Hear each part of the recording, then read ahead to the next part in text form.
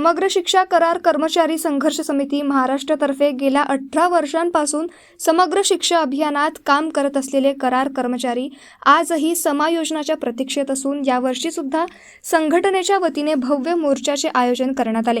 सर्व शिक्षा अभियान योजना ही 2003 मध्ये सुरू झाली असून त्यात विविध पदांवर कर्मचारी भरती करार पद्धतीने करण्यात आली होती। आज इतके वर्ष झाल्यावरही ही कर्मचारी अल्पशा मानधनावर काम करत आहे। त्यांना भविष्यातली कुठलीही सुरक्षा नसून गेले अनेक वर्षांपासून मानधनामध्ये सुद्धा वाढ करण्यात आली नाही। अल्पशा मानधनात जीवन जगणे या कर्मचाऱ्यांना कठीण असून आपल्या मागण्या पूर्ण करण्यासाठी समग्र शिक्षा करार कर्मचारी संघर्ष समितीतर्फे विधान भवनावर भव्य मोर्चा काढण्यात आला। कडे आमची एकच मागणी आहे। गेल्या 20 वर्षापासून आम्ही सर्व समग्र शिक्षा अभियान कर्मचारी या ठिकाणी कार्यरत आहोत। आम्ही आमचं 100% देण्याचं काम करतो आहोत। मात्र 100% काम देऊन सुद्धा आम्हाला जे काही मानधन मिळतं आहे ते फक्त 10 ते 20% मिळतं आहे आणि हा एवढा मोठा भेदभाव एकाच कार्यालयात आम्हाला दिसून येतो आहे।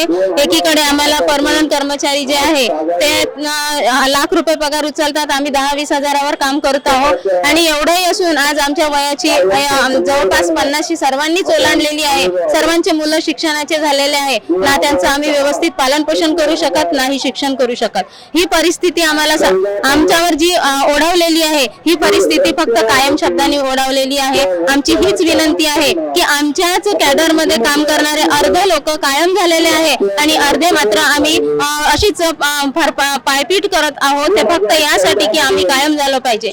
उच्च शिक्षित आहोत असंही नाही, सगळे पोस्ट ग्रॅज्युएट झालेले आहे, कोणी डॉक्टरेट झालेले आहे आणि एवढंच नव्हे तर प्रत्येक क्षेत्रामध्ये मजल गाठू शकेल इथपर्यंतची गुणवत्ता असणारे लोक आहे, पण तरी सुद्धा शासन दखल घेत नाही। प्रत्येक जिल्ह्याचं नाव विषय साधन व्यक्तीमुळे पुढे जाताना दिसत आहे, प्रत्येक तालुक्याचं नाव राज्यापर्यंत जाताना दिसत आहे। ते साधन व्यक्तीच्या गुणवत्तेमुळे, साधन व्यक्तीच्या कामामुळे रूट लेवल पासून आम्ही फक्त ऑफिसच काम सांभाळतो असं नाही, आमच्या माथ्यावर जे कंत्राटी हा शब्द लिहिला गेलेला आहे त्यामुळे कोणी याव आणि टिकली मारून जाव अशी आमची स्थिती आहे। प्रत्येक परमनंट कर्मचारी मग केंद्र प्रमुख असो, विस्तार अधिकारी असो, कोणीही असो, आम्हाला कुठला जॉब चार्ट नाही, फक्त सांगितलेले कामं करावं लागते, तरीही आम्ही आमचं 100% देत असतो। मात्र अशी परफड करता करता आमचे बरेच कर्मचारी गेलेले आहे, त्यांना कुठलीही सुविधा नाही, त्यांच्या मुलाबाळांची जी आबाळ झालेली आहे ती आम्ही आमच्या उघड्या डोळ्यांनी बघतो आहे आणि आमची जी दयनीयता अशी आहे